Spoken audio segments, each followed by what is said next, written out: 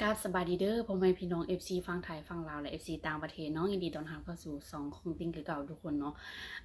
ซึ่งวันนี้ติ้งก็มีคลิปนึงเนาะมาให้ทุกคนได้เบิ่งนำกันมีความคิดเห็นเท่าใดเนาะทุกคนเนาะกับเมนอยู่ใต้คลิปใดเนาะซึ่งเป็นคลิปเศร้าคอมเมนต์ทุกคนที่ว่าตัดธนบัตรเนาะหรือว่าตัดเงินบาทของไทยนั่นเองเนาะทุกคนเนาะแต่ว่าพฤติกรรมเนี่ยทุกคนเท่าที่ติ้งเห็นนะบ่มีประเทศใดมีแต่คอมเมนต์เท่านั้นเนาะที่ว่าเฮ็ดแบบนี้นะคือแบบว่าเดี๋ยวนี้มันกำลังเกิดศึกสงครามเนาะสงครามระหว่างคอมเมนต์กับไทยหั่นน่ะเนาะก็เลยเฮ็ดให้คนคอมเมนต์บ่พอใจเนาะแบบว่ารังเกียจสั่งทางประเทศไทยหั่นน่ะแต่ว่าไปตัดธนบัตรไทยเป็นแบงก์ซาวทุกคนเนาะแบงก์ซาวถ้าเก่งจริงอะทุกคน เงินเก็บที่ว่าเป็นเงินบาทหั่นน่ะเนาะเอามาตัดหมดเลยเนาะคันเก่งเนาะตัดแบงค์พันน่ะตัดหมดเลยเนาะติ้งเชื่อว่าคนที่ว่าค้าขายอยู่ในเขมรหั่นน่ะเนาะเป็นคนที่ว่าซื้อสินค้าไทยแล้วเอาไปค้าขายเอาไปขายต่ออยู่ในไทยอยู่ในเขมรน่ะเชื่อว่าเก็บสกุลเงินบาทหมดทุกคนแน่นอนเนาะพวกค้าสาวขายหั่นน่ะเนาะเก็บเงินบาทไว้หมดเนาะแต่ว่าก่อนจะตัดเนาะก็บ่คิดว่าคนอยู่ในชาติตัวเองเนาะก็พึ่งพาประเทศไทยเนาะมาจักกี่ปีกี่พันปีแล้วเนาะเพราะว่าต้องไปทำงานเนาะไปหาเงินอยู่ในไทยเพราะว่าอยู่ในเขมรบ่มีงานให้เฮ็ดมีอยู่แต่ว่าเงินเดือนมันต่ำเนาะแต่ว่าจึง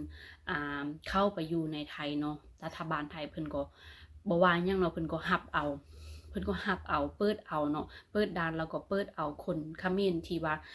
มาทำงานอยู่ในไทยเนาะบ่ว่าจะเป็นแม่บ้านบ่ว่าจะอยู่ในส่วนผักส่วนอีหยังอย่างนี้แหละอยู่ในบ่อนอื่นเนาะร้านอาหารยังก็มีหมดเนาะจะเป็นแต่คนเขมรเท่านั้นเนาะที่ว่ามาอาศัยหาเงินอยู่หั่นเนาะเดี๋ยวนี้ติ้งก็เชื่อว่าก็มีหลายคนที่ว่าอยากเข้ามาในประเทศไทยเพราะว่าเดี๋ยวนี้ปิดด่านเนาะเข้ามาบ่ได้แล้วก็บ่มีเงินที่จะซื้ออยู่ซื้อกินเนาะอึดแล้วก็อึดคงกินอะไรทุกคนเนาะอึดแบบว่า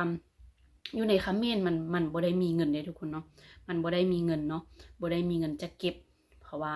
ค่าจ้างมันต่ำขนาดเนาะแต่ว่าเข้ามาในประเทศไทยแล้วค่าจ้างมันสูงเนาะทุกคนเนาะก็เท่าที่ติ้งเห็นนะมีแต่ประเทศเขมรเนาะที่ว่าเฮ็ดแบบนี้เนาะตัดแบ่ง20แบ่งไทยหั่นนะเห็นหลายเทื่อแล้วทุกคนเนาะเห็นหลายเทื่อแล้วนะก็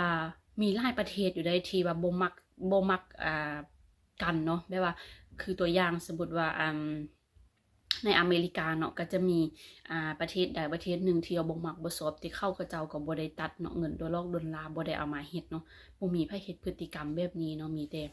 คนเขมรเท่านั้นเนาะที่ติ้งเห็นเนาะทุกคนเนาะคืออยู่ในลาวคือกันในประเทศลาวก็ติ้งว่ามีบางคนนั่นแหละเนาะที่ว่าบ่มักในคนไทยเฮาเนาะแต่ก็บ่ได้ว่าจะเอาแบงค์พันหรือว่าเอาเงินเก็บมาตัดเนาะคือในตัวติ้งเองเนาะทุกๆมื้อนี้ติ้งก็บ่ได้เก็บเงินกีบให้ทุกคนเนาะถ้าหาใดเนาะติ้งก็จะแลกเปลี่ยนเป็นบาทเก็บบาทไว้เนาะเพราะว่าการประเทศใดก็เงินสกุลเงินนะก็มีค่าอยู่แล้วของมันเนาะมีค่าอยู่ในตัวมันแล้วนะประเทศเงินประเทศใดก็มีค่าของมันแต่ว่าที่ว่าติ้งเก็บเงินบาทไว้เนาะเพราะว่าส่วนหลายเนาะสินค้าที่ติ้งซื้อมาเนาะจะเป็นสินค้าทางฝั่งไทยและอีกอย่างแม่นเฮาเก็บเงินบาทไว้แม่นดีที่สุดเนาะมันอัตราแลกเปลี่ยนมันจะขึ้นอยู่ตลอดนะมันจะสูงเนาะบ่มีวันตกต่ำถ้าว่าเฮาเก็บเงินกีบนะเนาะราคาสมมุติว่ามื้อนี้เนาะ100 บาท67,000กีบเนาะมื้ออื่นมันก็ขึ้นไปเป็น69หรือว่า70,000กีบเนาะทุกคนเนาะฉะนั้นติ้งจึงถือเงินบาทไว้เนาะบ่เคยที่จะเอาเงินเทิงว่าจะเป็นแบงค์20หรือว่าเป็นเหรียญ5 บาทเนาะก็บ่เคยทิ่มเนาะมีก็รักษาเก็บไว้หมดเลยเนาะทุกคนเห็นคลิปนี้เรามีความคิดเห็นอะไรเนาะพี่น้องทางฝั่งไทยเฮาที่ว่าเห็นทางเขมรเนาะตัดแบงค์20ไปแบบนี้นะคิดบ่ออกเลยเนาะทุกคนเนาะถ้าหากว่าสงครามจบลงด้วยดีเนาะบ่คิดว่ามิตรภาพเขมรกับไทยจะเป็นคือเก่าบ่คิดบ่ออกเลยเนาะถ้าเท่าที่ติ้งเบิ่งนะคิดบ่ออกเลยทางนั้นเพราะว่าคิดบ่ออกว่าทางฝั่งไทยเขาจะเป็นมิตรต่อเขมรคือเก่าที่ผ่านมาเนาะเชื่อว่าเหตุงานถ้าหากว่าเปิดด่านได้ปกติขนาดเนาะถ้าว่าเจรจาได้ขนาดเนาะเชื่อว่าทางฝั่งไทยจะบ่มีไผ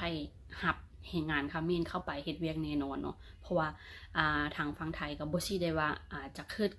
คาดแรงงานเขมรไปแล้วจะบ่มีคนเฮ็ดงานเนาะมีหลายเนาะคือเดี๋ยวนี้แม่น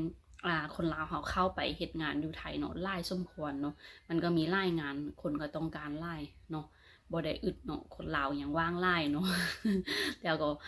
ขอฝากทางฝั่งไทยเนาะอินดูเมตตาเฮ็ดงานลาวเฮาเด้อเนาะถ้าเห็นพี่น้องสาวลาวนะฝั่งไทยก็ฮักเพลงเด้เนาะทุกคนเนาะซึ่งคลิปนี้ก็ประมาณนี้ทุกคนเนาะถ้าหากว่าทุกคนมีความคิดเห็นแนวใดเนาะ